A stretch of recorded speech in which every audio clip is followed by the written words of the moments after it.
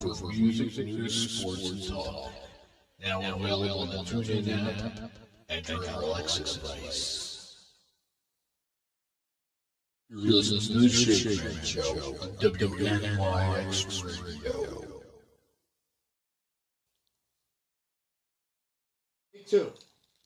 This show contains adult material. The views and opinions expressed on this show are those of the producers, DJs, and/or guests, and do not reflect the views or opinions of WNYX Radio. You're listening to The Shakeman Show. I'm a random windstorm. Shaky. Shaky, shaky, shaky. Shaky, shaky.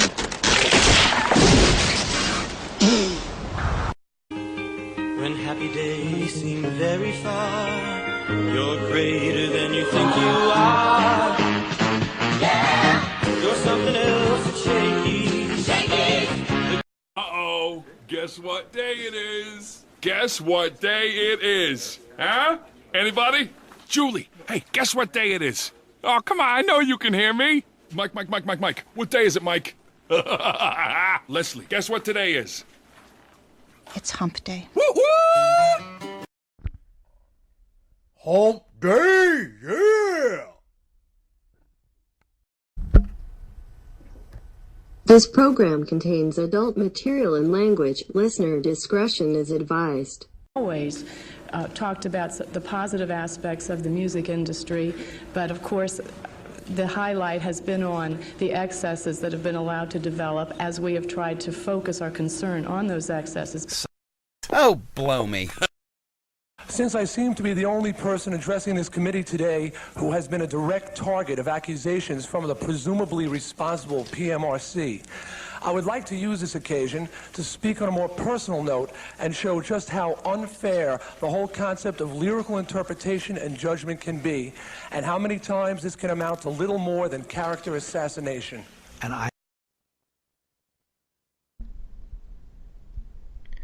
Hello, this is the Voice of America. I'm George Thomas. Today we're talking about the Shakeman Show. This all started 2 months ago when I received some very upsetting emails from concerned parents. So, being the diligent reporter that I am, I had to research this show to find out just how much it was bringing down our children and young adults' moral standards. I only had to listen to one show to determine how vile these people are. Time. Every Wednesday. We cannot let this continue. I repeat, we cannot let this continue. The host, Shakeman, is the epitome of a shock jock. There's no subject that is untouchable. This man constantly berates his entertainment reporter because of his sexual orientation. His co-hosts, G-Man and Natasha, only add fuel to the brimstone and sulfur that spew from his mouth. This show is a prime example of how low the moral standards of America have fallen. The longer we let this go and the deeper into darkness, we will fall as a people. The Shakeman Show is one more reason this great country of ours is in the proverbial gutter. We must find a way to rise up away from this type of programming. We must band together and stop this dribble that some consider worthy radio. Spank you, Greenwall! Spank you very much. Are you ready?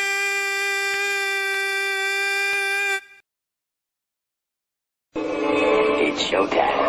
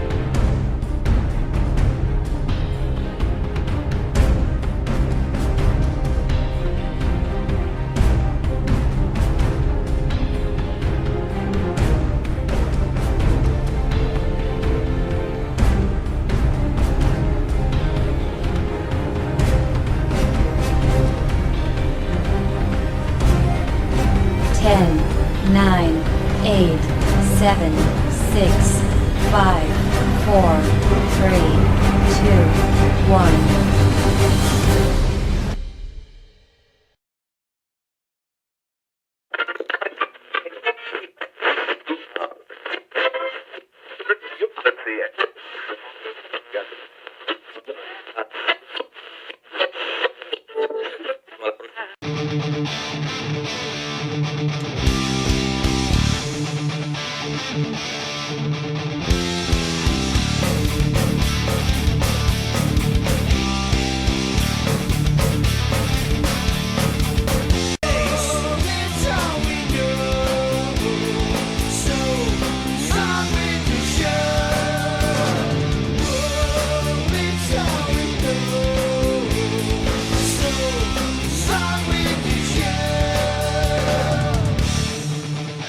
Hey, yes. Welcome. It is on with the show. It is the Shakeman Show on WNYX Radio. Too loud? Oh, no. What? What's the matter? I had nothing. Oh, you had nothing. She was unplugged. You're going like this, tapping your ears. Was You were live and scaring me. unplugged. I couldn't hear Live anything. and unplugged. I couldn't hear anything. Plug it in. Plug it in. Really? Hello. It is don't get paid for Wednesday, January the 15th, 2020. I can see clearly now.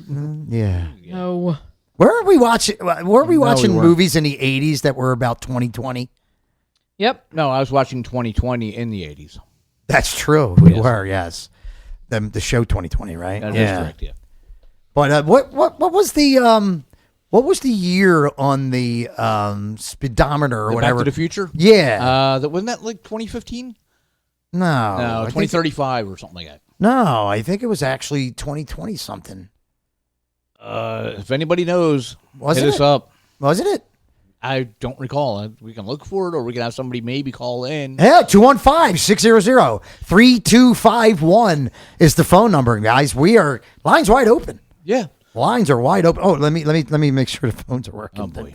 That might be a what do you think? Welcome to the Hey! Shakeman Show. Is that a dial tone? That is a dial tone. Okay, so that means yes. 215-600-3251 is the number to call. 215-600. 3251. And not 81, like he said last time. What? Nothing. Now I'm confused. What is it? No, it is 51. You're right. You got it. All right. Wednesday, January 15th, 2020. Welcome to the Shakeman Show. It is great to be back. It is our second show of the year. Wow. And we got some good feedback Yeah, last week time on our is first flying. show back, even though we had some technical difficulties. Surprise. And us stuttering and we couldn't get sentences out last week. That's what happens when you're off for a few weeks. Yeah, it throws you off. It throws us off. I know that. Timing is way off. I know like radio hosts usually enjoy the time off when they are on vacation. Yeah. But us, no, it don't work for us. Because No. when we come back, we are so out of sorts. Yep. Everything's I'm always, just like- I'm always out of sorts, but it was even worse. Yeah, it was bad. It was bad. But I think we're going to do better tonight. That is correct. We're back in the saddle. We're ready to go. Back in the saddle again. But we got a great show. It always seems to happen since the beginning of time with this show that between Wednesday and Wednesday, there's 7 days. Right. Yeah. But besides that, the deaths always seem to happen within that time. Yeah. You said depths? Death. Deaths. Death. Okay. Mortality. Yeah. So we got the sad news from the last time we were on last week. Yeah. That we lost a legend, a phenomenal musician, one of the best in the business, Mr. Neil Peart from Rush. There was even a billboard on the There's a on the couple. turnpike. A couple And of a months. couple on Route 1. Oh, on Route 1 too? Yeah. Yeah. About was it? So what did it say? The King has Farewell to the King. Farewell to the King. Yeah. And it had a picture of the this drum kit and all that. So. Yeah, and I have like the NHL Network, so I'm like watching different hockey games. Yeah. and they were playing Rush like every Wow. game. Like even Well, the Canadian. the piano player, like the keyboard player at the games that does it. Din din din din Yeah, din yeah. din. He was actually playing Rush on his keyboards. It was like Subdivisions. really Yeah, he's cool. probably playing subdivisions. Subdivisions, Yeah. yes, exactly. Yeah. I actually know how to play a little bit of that. Yeah, so unfortunately, we got the sad news about Neil, Unbelievable. one of my favorite drummers of all Oh, time. hell yeah. Easy. And Neil has got to do with our great debate question tonight. So Oh, when we really? hit the 8 o'clock hour, we're going to ask you a little question about Neil. and see what your opinion on that is.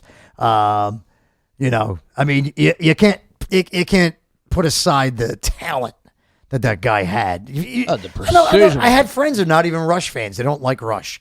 They just don't like their music. Hey, I respect that. That's cool. Right. But No. they Doesn't matter. I know. It doesn't matter how wrong they are. Yeah, exactly. It does. Exactly. It But matters. they still said, you know, even though I never listened to Rush, I don't like Rush. Well, see, they never you listen. still know That's the guys in the problem band. Is they never listen to it. Exactly. I mean, I've had friends that didn't like Rush. I had friends that didn't like Van Halen. I mean, like, everybody's got their opinions. I just can't see. Yeah, I don't like Bon Jovi. You don't like Bon Jovi? Old Bon Jovi? Not a fan. Not from the beginning? No. Really? He's okay. This is gonna sound really weird, but Yeah. he's really too bubblegum for me. I thought you liked bubblegum. I do normally. Yeah. You're saying Bon Jovi It's a bit Bon too Jovi. is a little bubblegum. bit too bubblegummy from the bands you fucking listen to? Yes. Excuse my language? I made him cuss. Already. I know. This is coming from a woman who listened to Enough's Enough. Yes. You can't get any more bubblegum than that. No, you what really was can't. that? Gorky Park. Well, that's the Russian band. That's Yeah. that's Natasha's band. That wasn't Tasha. No. Leave them alone. Have you ever heard Enough's Enough, dude? Have you They're ever seen hippies. Enough's Enough? They're hippies. I'm sure I've heard them. They never claimed to be hard rock. Jet Boy. Even though they got one cool song, Feel the Shake. But Of course. Oh yeah, remember that song? I do. I don't know that. We might have to play that. Yeah, well, I don't want to play it Yeah. because they play the Flyers games now Yeah. Come on. after each goal. Oh, do they really? Yeah. Feel the shake. Really? Feel the Doesn't quite match shake. it. Yeah, I don't know what that I gets don't to know do that. with scoring a goal. I don't know, but no, I'll play it for you later, maybe. So Yeah, I don't know. back to what I'm saying. Bon Jovi's too bubblegum for Jen. Yes. But she listens to Enough's Enough. Warrant. Warren's not bubblegum. Yeah. Let's stay with it. Let's stay with the bubblegum. No, I'm talking real bubblegum. Okay. I like I'm Bubblicious. talking bubblegum. Wait. Are we talking Choir like, are we Boys, talk- are whatever we- that fucking stupid band is. Choir Boys. Wait, are we talking like Big League Chew bubblegum? No, Or we're Bubblicious bubblegum? we're talking like Hubba bubba. Hubba Bubba. bubblegum. Oh, No, wow. we're talking the cheap shit, Bazooka. Ooh, That's what we're the stuff talking that's about like here. chewing on No, a they're very rock. chewy. and I soft. would say out of bubblegum, Bon Jovi definitely hits it to the big chew. You think so? He's at the top notch of bubblegum. Because but Bon Jovi had some great musicians in his band. Such an intelligent From his conversation. From his first album up to New Jersey, the dude had some great tunes. I'm not saying he didn't have good tunes. But you're saying he's bubblegum. Yes. He is bubblegum. You know how you categorize I'm getting that? a migraine. Why is your eye twitching? I'm getting a migraine. I know. I feel like Dreyfus. Chief Inspector Dreyfus. Yeah, that's right. Close all. But he's bubblegum by the amount of women that attended his concerts. No. Yes. No. Yeah. He's all No. To lovey-dovey me. and bubblegum. Yes, he is love. So we need a little love in the world, man. Uh-huh. Yeah. Yeah, but what about the song "You Give Love a Bad Name"? That's not really. I lovey. didn't say his You're songs saying were you're bad. You're giving love a bad name. You know. Uh-huh. You know what I mean? Living on a prayer, something you can sit back and say, "Wow, that's like my life in that song." You know, that's why so many people like that song, right? Raise your hands, get them No. hands up at the concert. Raise your great tune, right? Absolutely. Raise I your didn't hands say if he you're didn't have sure. good tunes. Well, so rather, my name is Sarah.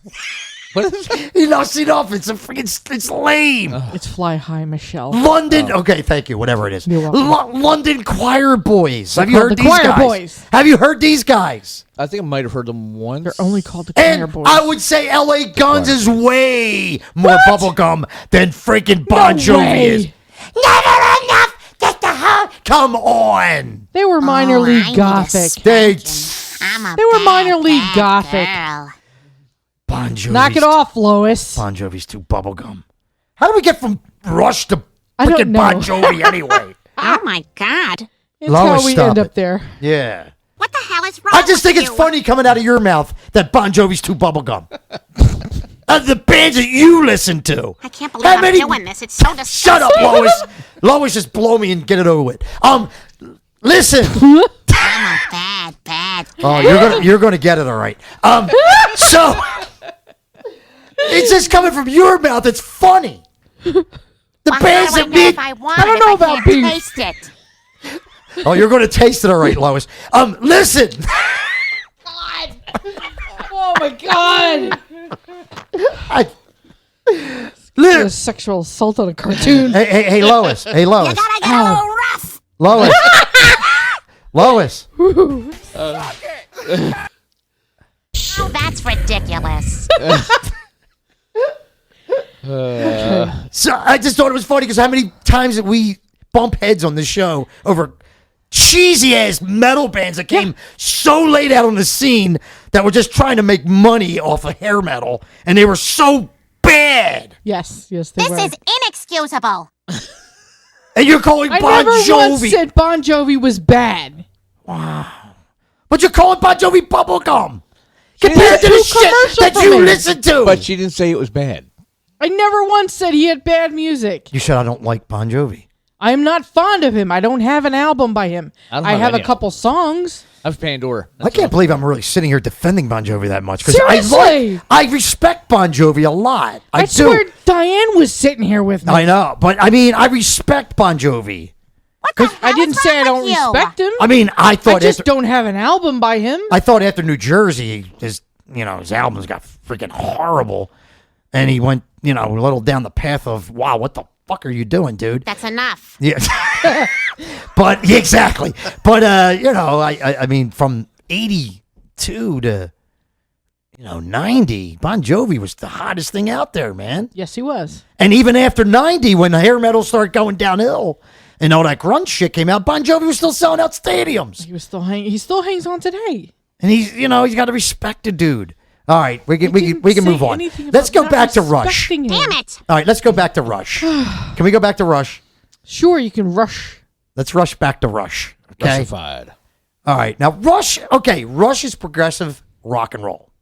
Whatever that. Other band, yeah. Well, what it is basically is it's that kind of music where it ain't just straight out rock and roll. It's got a lot of keyboard parts, a lot of changes in the song. I mean, they're talented, multiple musicians. Yeah. I mean, these three guys, if you listen to Rush albums, you're like, how many guys are in this band? 6? Yeah, really. Because, Geddy Lee's playing, bass and keyboard. And not only Rush, there's 3 bands out at that time that you listen to these bands, like Triumph, Rush, Police. You're like... A 3-piece bands, they're making, ridiculous amounts of music. They're making music like you wouldn't freaking believe. But, I mean... No offense against Triumph or Police. I love both of them bands. But Rush, when you listen to Rush albums, Geddy Lee, just let's look at Geddy Lee. Rest in peace, Neil. I know we're talking about Neil here, but Geddy Lee. Get sidetracked easy. We'll be back. Geddy Lee, who plays bass. He plays bass, keyboards, and sings at the same time. Yeah. And he proved it live time after time. Anybody could do that in the studio. Hey, I'm going to go play this keyboard part now. Then I'm going to go sing later. And then I'll play my bass after that. Different tracks. But when you're on stage doing it all at once, I seen this dude playing one chord on his bass and playing keys up here and singing. Yeah. How can you keep all 3 of them in your mind at the one time trying to concentrate? He's Canadian. What's that got to do with He's an alien. All that maple syrup in their heads, man. Wow, I don't know man. if he's an alien, but yeah, I'm an alien, but he's not. He looks like an alien. You think so? Yes. So a lot of my friends, there's 2 of my friends that said I can't listen to Rush because of Geddy's voice. I'm like, well, dude, listen to the full song. Listen when to Geddy's YYZ. not, I said when Geddy's not singing, listen to just listen to the music in the background. What's going on behind him? Listen to the instrumentals. Yeah, Geddy's not the most amazing singer in the world, but he's perfect for that band. Okay, now if he had just put it this way. Let's go to Triumph. Yeah. All right? Another phenomenal band. Now look at the freaking talent that dude. This dude's playing lead guitar and singing, which is not that easy to do. Now, put that amazing voice with Geddy Lee and Rush, it won't work. No. It wouldn't work. No. Put Geddy Lee's voice with Triumph, and it won't work. And it won't work. Right, So. exactly. Like put Sting in Rush. See if that works. No. Won't work. Put Sting in Triumph. Won't work. Put Rick or Geddy in Police, it won't It work. won't work. Even though all three of them bands are considered progressive rock, they're all got their own style. Mm-hmm. But you see what I'm trying to say here? Geddy Lee was perfect for that kind of band. I do. You know? I don't know. I don't know. I hear. Yeah. Well, anyway, here's a little tidbit of what we heard in between last show and today, and this is what we heard. So something I didn't want to hear. Yeah. And I found this out from my my producer and co-host. Actually, I didn't even know about it because I don't really keep up with the news or anything. Right. But I actually got a text the day he died. I got a text in the afternoon from Miss Jen. Are you kidding me? My response. That's what I said. I said, "Are you?" Yeah, I'm joking. I'm like, "Are you kidding me?" Neil died. And he must have kept that secret for the last 3 He years. did. Because nobody knew. He did the same thing as like David Bowie. Nobody knew Bowie was No. sick. I mean, we would have announced that on the show if we knew that. Yeah. But Neil kept it the way he always did, private. Private. Yeah, very he private kept his person. whole life private. So, all right, here you go. Here's a little of what I finally heard after Jen let me know about it. And here's a little thing. Hey, it's Tony with the latest rock news. The music world lost one of the true greats last week when Rush drummer Neil Peart died at the age of 67 after a 3-year battle with brain cancer. As you might expect, the response to the drummer's passing has been overwhelming. Tool's Danny Carey played a partial cover of Passage to Bangkok at a weekend show. Dream Theater also asked for a moment of silence mid-concert to remember their idol. Peart was a legend behind the kit, capturing the imagination of an entire generation of rock drummers. His power, precision, and composition was incomparable, said Foo Fighters' Dave Grohl in a tweet, adding that he was called the Professor for a reason. Grohl's Foo Fighters bandmate Taylor Hawkins added, Neil Peart had the hands of God. The Foo Fighters pair famously inducted Rush into the Rock and Roll Hall of Fame. Alice in Chains' Mike Inez spoke of Peart's equal talent as a lyricist, thanking the drummer for taking us all to beautiful, imaginary, faraway places with your music. Meanwhile, Sons of Apollo's Mike Portnoy remembered the kindness of the man, recalling Neil's graciousness to his own son Max and stating, if you were his guest, you were his family. Peart's bandmates Geddy Lee and Alex Lifeson asked that donations be made to cancer research groups or charities in Neil's honor, while Lee also shared a few pics reflecting on the loss of the legend. Rest in peace, Neil Peart. Farewell to the king. For more on this story and to see additional tributes, head over to Loudwire. There we have it. And that's what we heard, Neil Peart. And, that's why I said to myself, this week's album, which is my favorite Rush album, I know there's a lot of people that true Rush fans have different favorite albums by Rush, but this is the album that introduced me to Rush. The first song I ever heard by Rush was Tom Sawyer. Yeah, that was like huge on the It was so huge on the radio. And, I know it's their 8th studio album, but that's when I really started getting into Rush because, Rush's been out since the 70s. Oh, yeah. It was about 78, something like that? Yeah. And I think even earlier than that. I think Rush came out like 74. Wow. Yeah, they were out for a while. Yeah. Actually, I think back then Neil actually had the long hair with the mustache. Yeah, and all that that long mustache going Yeah. on. Yeah, he looks so different. But I'm going to give you a little bit about what Rush, because I'm going to let Neil's going to, he had an interview about this great album, and he explained how the band came up with the concept of the album. He's the one that, came up with a lot of the concept of the sound and direction this band went in so many different directions. Oh, yeah. It's amazing. But this album is a masterpiece. It's amazing album. And it came out on February 12th, 1981. And I remember hearing Tom Sawyer for the first time. I believe it was on YSP back then. Oh, wow. Or MMR, one of them. But it's an amazing, amazing album. And Tom Sawyer, of course, kicks it off. Red Barchetta.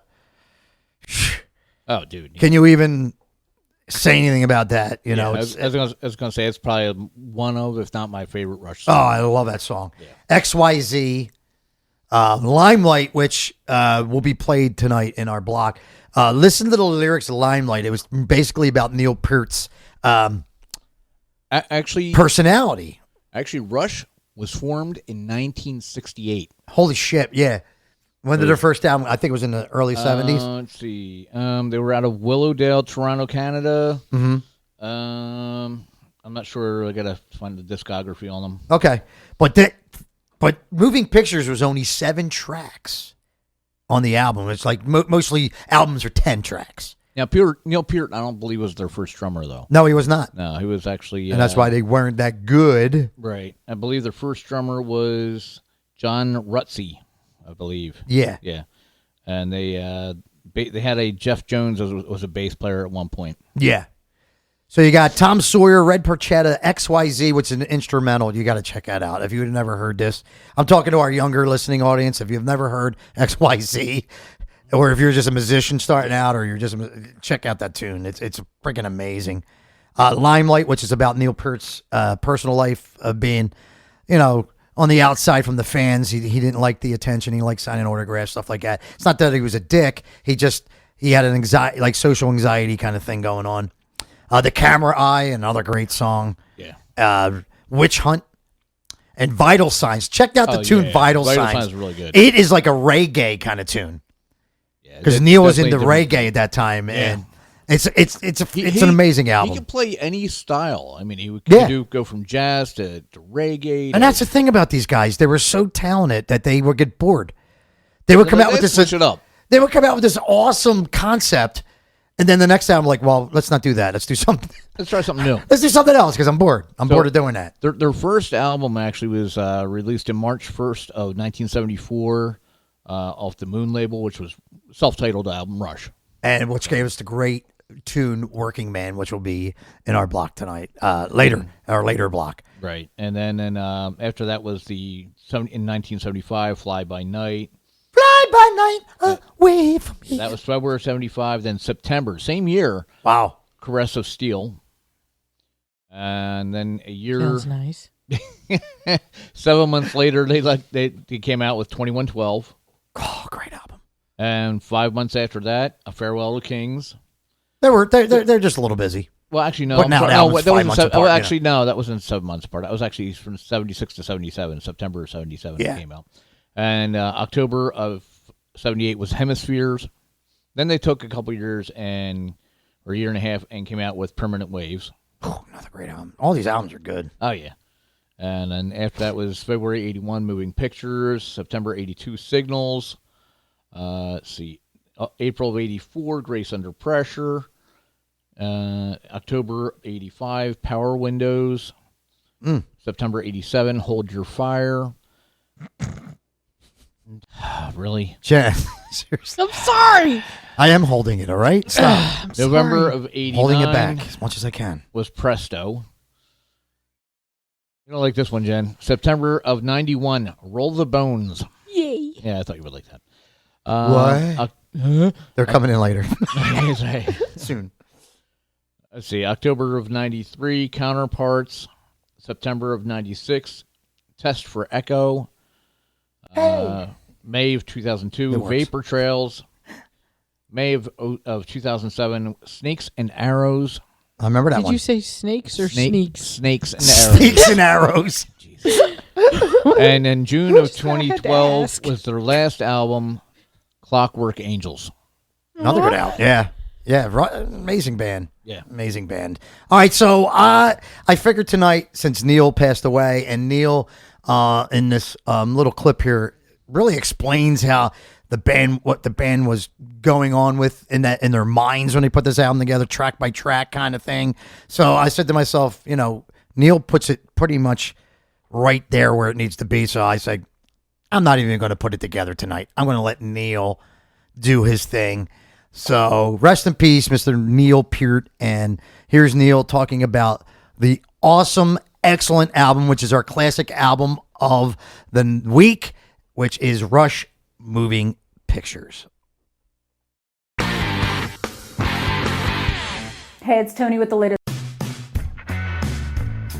All right, so here we are with Neil Peart of Rush, and you've got the 30th anniversary of this edition of this record coming out in mid-April, which is pretty exciting. So I wanted to go track by track with you on Moving Pictures, if we can. I mean, what do you remember from the time that you guys made this record? So much, really. It was a great summer, for example, when we were doing the songwriting. We'd rented Ronnie Hawkins' farm up near Peterborough, and so there was the classic setup in the barn, you know, and start working on new material. And there was a little cottage on a little lake where I was working on lyrics during the day, and then we'd regroup later in the day, and we were staying up there and going home on weekends, so that perfect kind of a combination of a home life as well as professional life, and just in a great state of mind. By that time, we'd been together for 6 years, and had enough success to establish us where the industry wasn't leaning on us anymore about what we were going to do.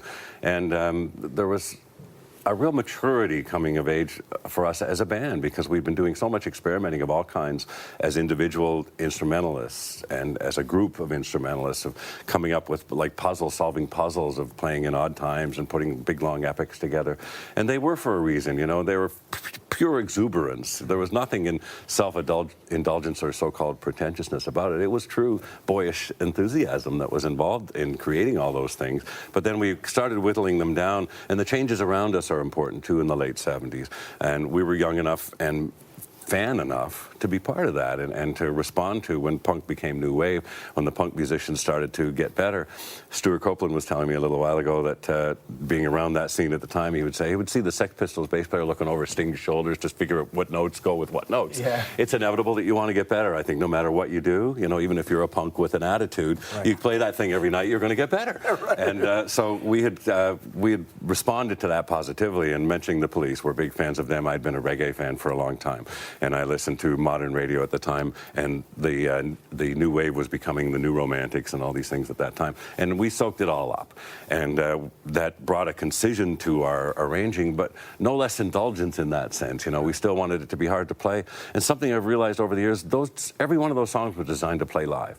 We were a live band, that's all we did, and when I put a drum part together, it was designed to be progressive in the architecture sense, and to be challenging enough to play night after night for, who knew, 30 years. You know, we're playing this whole album now, 30 years later, without cynicism, you know, still liking to play those songs and still proud of them. So that's a lovely way, and it's a fulfillment of the sincerity that was brought to that music at the time, and the honest growth. You know, people joke about progressive bands and something, but we were progressing, learning, you know, and developing taste at the same time. Okay, maybe that giant 7/8 instrumental, maybe we could soak that down to, you know, a little fraction. It would still be good and still be exciting, and it was. Sure. You know, those were the lessons we were learning. So that was an important time musically around us, and a great time for the three of us in terms of getting along and sharing our goals and having a good time and making the music. So as we go track by track on Moving Pictures, then, what's the first song that was done?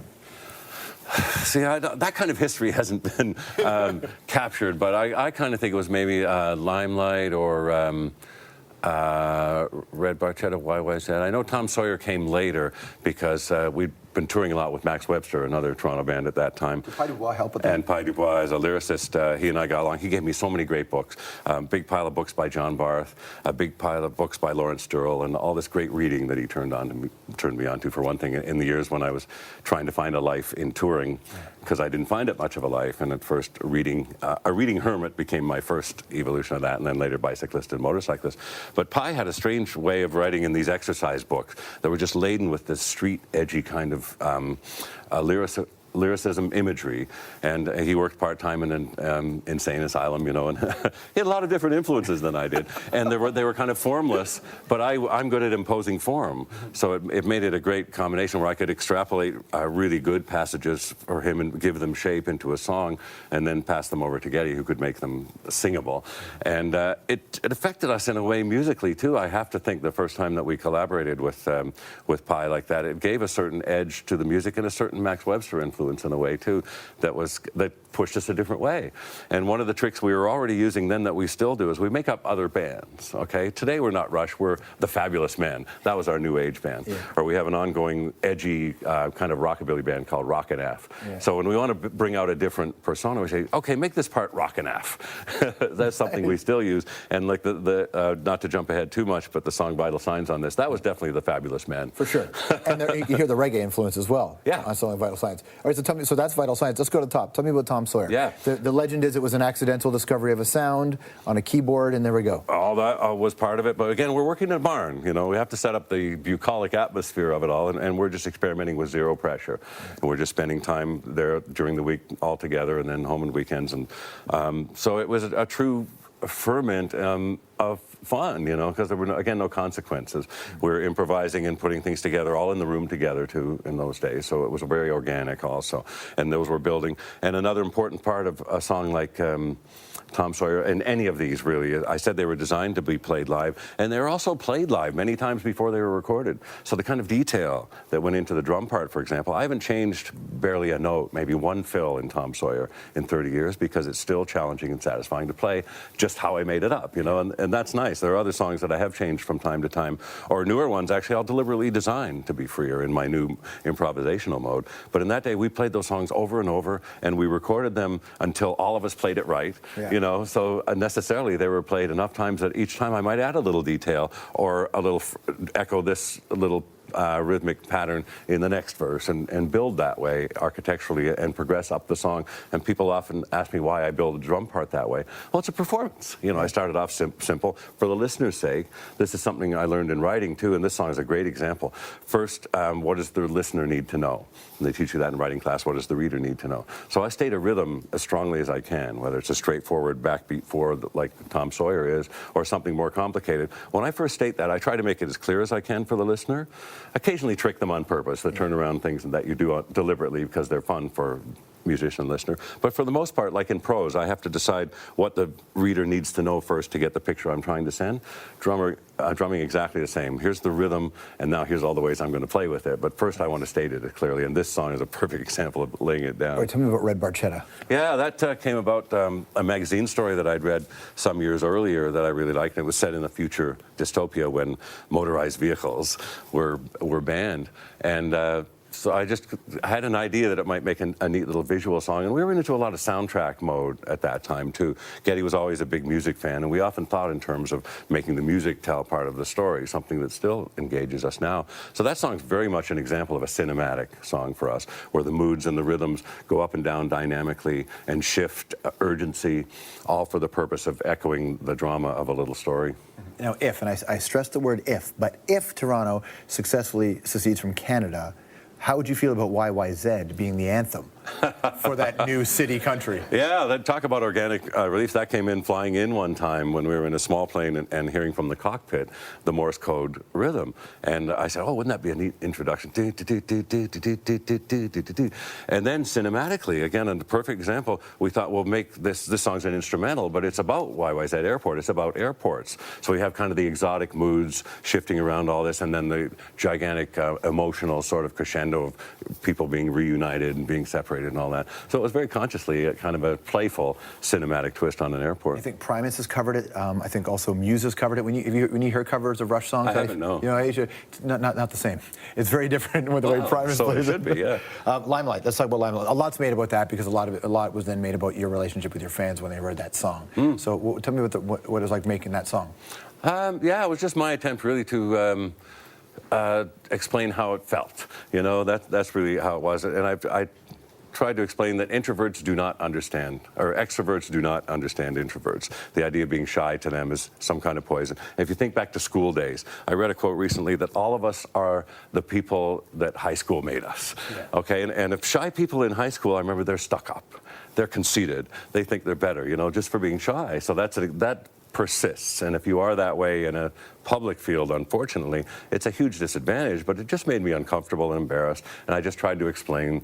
And I can't tell you how many younger musicians, authors and athletes and actors have come up to me in life and said what that song came to mean. Suddenly they understood, I can't pretend a stranger is a long-awaited friend. Michael Shakeman, the author, just said that to me recently when he had a book signing, and with all this expectation of people thinking they know him and his work so well, and he doesn't know them at all.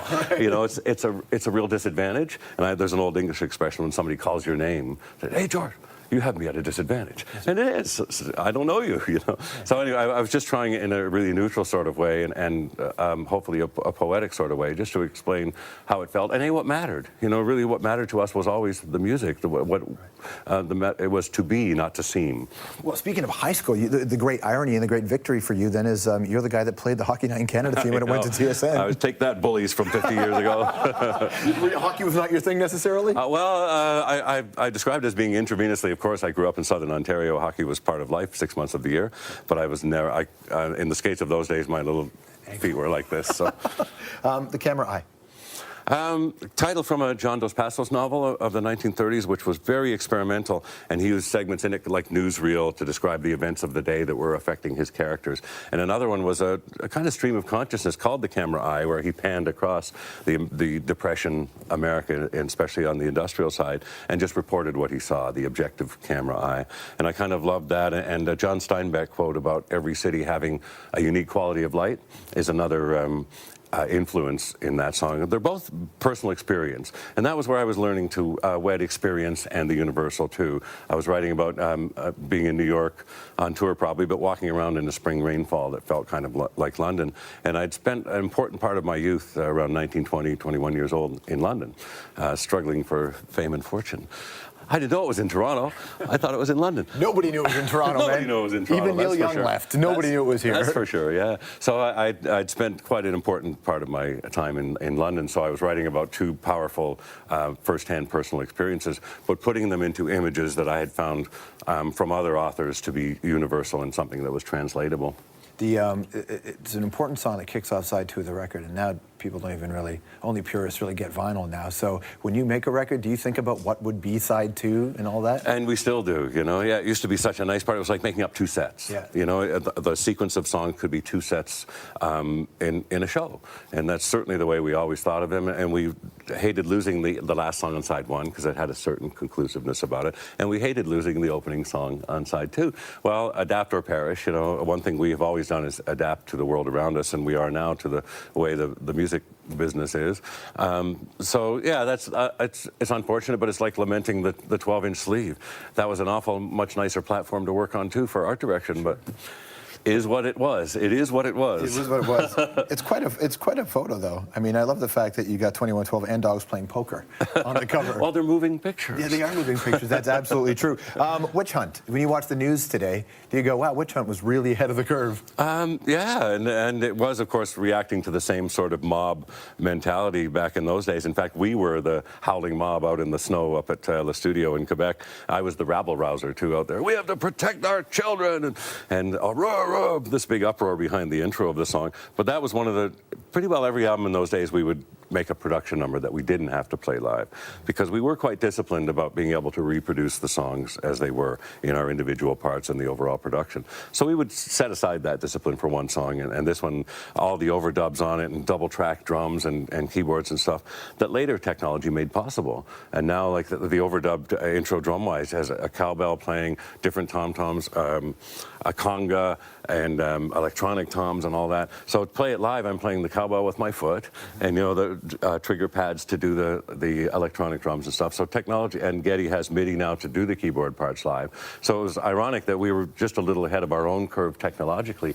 and later it caught up, and now we can reproduce pretty well anything we do. Have you guys ever outthought yourself with all the technology and the multiple drum kits? We always are. Oh, we get tortured by technology because you know we're always trying out everything as it comes along, and the lack of reliability.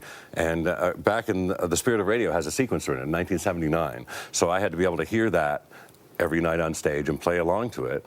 And so it had to be loud enough to make me deaf. And also I had to play accurately enough tempo-wise. The whole song goes by and then the chorus comes, and it has to be in and out right. So that was a great exercise of discipline that has served me really well, to learn to manipulate time and to maybe push the tempo a little bit, but still when that sequencer arrives, or the various effects that we use nowadays that are time relevant, I have to be with them, you know, when it gets there. We've already talked about Vital Signs. I'll wrap on this. Now that you're playing this whole record again, what's the one part, if somebody's in the audience, they know that Neil just can't wait to get to? There's one part in one of those songs where in your mind you're like, I can't wait to hit that note. Every song has that, I'm glad to say, and a lot of them, though, because they're so hard, what sustains that tension for a performer every night is because you're not sure if you're going to be able to do it. I'm sure that's it. And I mentioned before, Tom Sawyer remains so difficult to play. Although it seems a slow tempo, my right hand most of the time is going about as fast as it'll go, and every beat is full force. My feet and hands are playing full force for that whole song. So just to execute it with strength and smoothness, and I mentioned that duality before is something that I've worked all these years in drumming 40 years of wanting to combine those elements of first I wanted technique, and you work hard on technique, and then I wanted accuracy at all strength. Working in the studio with click track sequencers, accuracy was the gold standard. And then I wanted feel, and now I want that combination. And when I play these songs now, I know I bring a better feel to them than I did then. I have the strength and power and the speed, but so much more subtle control of time. And that's the rewarding thing. Again, we're in the middle of rehearsing these songs, playing them every day right now after all these years, and I still find myself getting inside them in that rhythmic way and feeling them in more subtle and thus more rewarding ways.